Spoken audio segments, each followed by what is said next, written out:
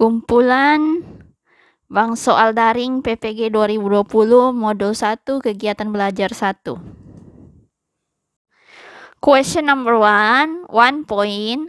Sebagai sebuah karya peradaban mutakhir, TIK berkembang pesat dalam perannya sebagai fasilitator pembelajaran. TIK pun juga bisa menjadi media itu sendiri yang disebut sebagai A. Media transformasi, B. Media berbasis TIK, C. Multimedia, D. Media konvergensi, E. Media berbasis web. Jawabannya adalah B. Media berbasis TIK. Untuk pembahasannya, marilah kita lihat secara seksama. Di situ kata kunci yang saya temukan adalah yang pertama TIK atau Teknologi Informasi Komunikasi yang berhubungan dengan fasilitator pembelajaran yang berhubungan dengan media itu sendiri yaitu TIK. Makanya di sini saya menjawab B. Media berbasis TIK.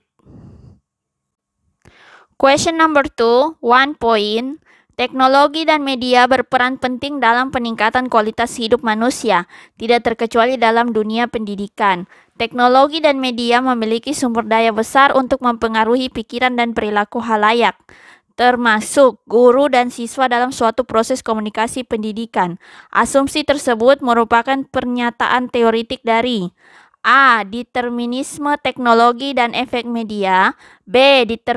Determinisme ICT, C. Determinisme teknologi, D. Determinisme budaya, E. Determinisme sosial. Jawabannya adalah C. Mengapa saya memilih C? Pembahasan. Determinisme teknologi adalah sebuah teori yang menegaskan bahwa perubahan yang terjadi dalam perkembangan teknologi sejak zaman dahulu sampai saat ini memberikan pengaruh yang besar terhadap masyarakat. Perkembangan teknologi seperti reka baru atau bisa juga disebut inovasi, penemuan-penemuan baru dan hal-hal lain yang bertujuan mengembangkan teknologi untuk mempermudah kegiatan-kegiatan manusia, memberikan pengaruh yang besar kepada perkembangan nilai-nilai sosial dan kehidupan dalam masyarakat. Oleh karena itu, saya memilih determinisme teknologi. Question number 3, 1 point. Salah satu pemanfaatan utama media dan teknologi informasi dalam kehidupan sehari-hari di bidang pendidikan pada era digital ini adalah A. Sebagai media literasi, B. Sebagai media komunikasi, C. Sebagai media hiburan, D. Sebagai media sumber belajar, E. Sebagai media promosi. Yang saya pilih jawabannya adalah A. Mengapa A? Pembahasan. Pemanfaatan utama media dan teknologi informasi dalam kehidupan sehari-hari di bidang pendidikan pada era digital ini adalah sebagai media literasi, yaitu sumber belajar digital dan aktivitas filtrasi informasi. Ya, selengkapnya bisa dilihat di modul.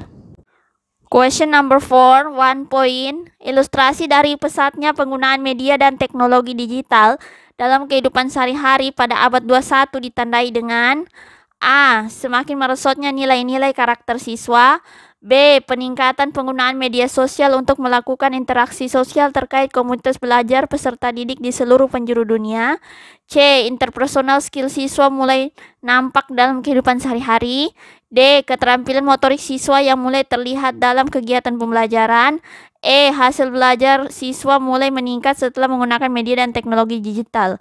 Jawabannya adalah B. Peningkatan penggunaan media sosial untuk melakukan interaksi sosial terkait komunitas belajar peserta didik di seluruh penjuru dunia. Untuk pembahasannya, peningkatan penggunaan media sosial untuk melakukan interaksi sosial terkait komunitas belajar peserta didik di seluruh penjuru dunia sesuai dengan bentuk pembelajaran yang mengikuti pemanfaatan media digital, yaitu interactive tools dan interacting with others. Lihat modul 1, kegiatan belajar 2. Oke? Question number 5, 1 point. Mediatisasi adalah sebuah proses dinamis dalam hubungan antara keberadaan media di tengah masyarakat yang bersifat institusional. Di sini media yang mulanya merupakan hasil temuan ilmu pengetahuan dan teknologi kemudian berkembang menjadi institusi sosial yang kemudian juga terlibat dalam pergulatan hubungan dengan institusi sosial lainnya, termasuk dalam lembaga sekolah. Ciri utama mediatisasi dalam konteks pembelajaran adalah: A. Media sangat bergantung pada kemampuan dan motivasi guru-guru.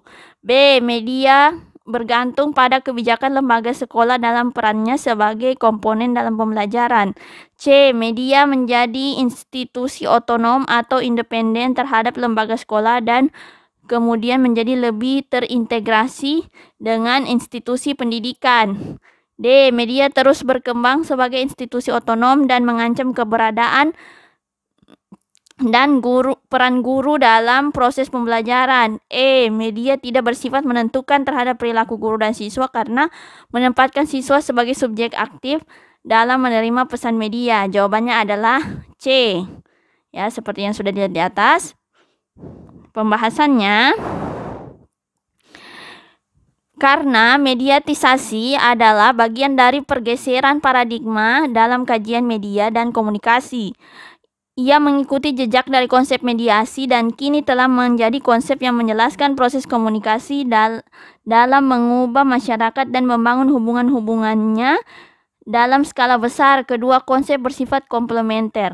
Akademisi Jerman mengembangkan konsep mediatisasi dan gagasannya bahwa mediatisasi adalah sebuah proses sosial di mana masyarakat dicekoki dan dijenuhkan oleh media sehingga media menjadi tidak bisa lagi dipisahkan dari institusi-institusi lain dalam suatu masyarakat. Salah satu ciri utama dalam konteks pembelajaran adalah media menjadi institusi otonom atau independen terhadap lembaga sekolah dan kemudian menjadi lebih terintegrasi dengan institusi pendidikan. Ya, atau tadi jawabannya C. Question number 6, 1 point. Guru menunjukkan pengetahuan, keterampilan, dan proses kerja yang mewakili profesional inovatif dalam masyarakat, global, dan digital merupakan deskripsi dari standar. A. Memfasilitasi dan menginspirasi pembelajaran dan kreativitas siswa. B. Memfasilitasi pembelajaran kekinian. C. Mempromosikan dan model digital citizenship dan tanggung jawab. D. Memfasilitasi dan menginspirasi pembelajaran dan kreativitas siswa. E. Model kerja belajar digital age. Jawabannya E. Model kerja dan belajar digital age. Pembahasannya, guru menunjukkan pengetahuan, keterampilan, dan proses kerja yang mewakili profesional inovatif dalam masyarakat global dan digital merupakan standar model kerja dan belajar digital age. Oke, selengkapnya bisa dilihat di modul. Question number 7, 1 point. Berikut yang bukan situs media interaktif berbasis web dan media sosial yang dapat dimanfaatkan guru sebagai sarana belajar dalam komunikasi belajar di seluruh penjuru dunia. A. ProQuest. B. Podcast. C. Wiki. D. Web.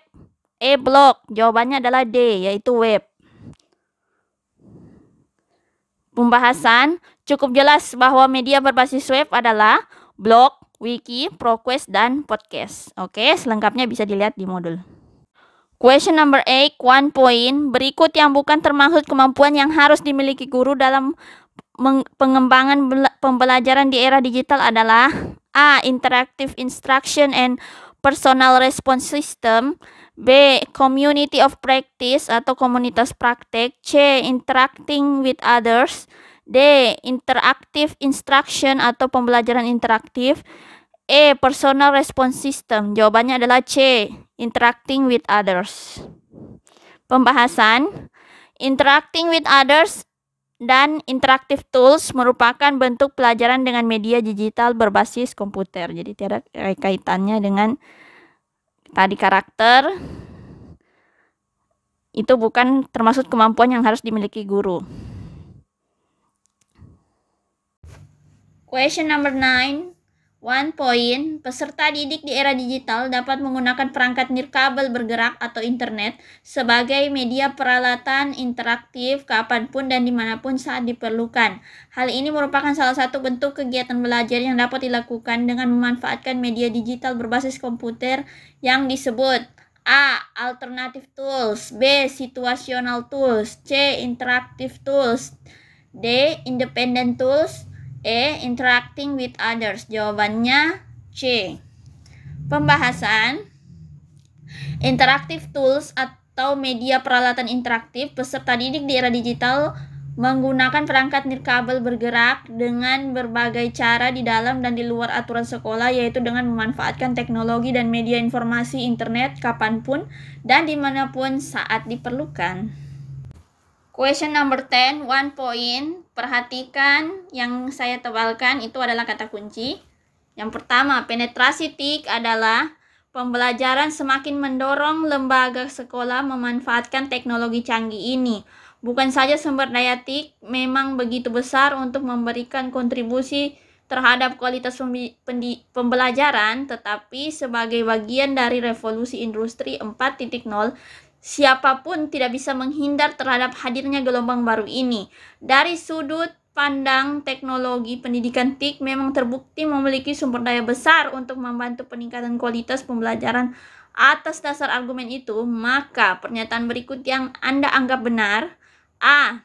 Sebagai guru abad 21, guru harus menyesuaikan diri dengan cara kerja logika teknologi dan media, sehingga bagaimanapun guru harus mengikuti kehendak teknologi dan media.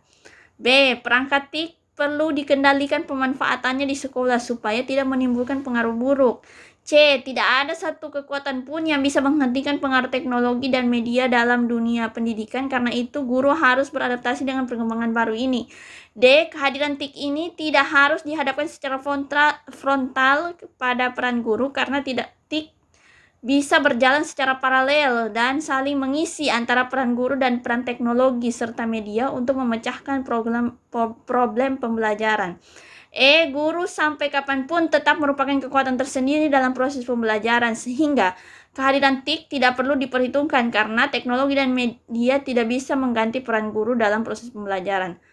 Di sini saya menjawab D.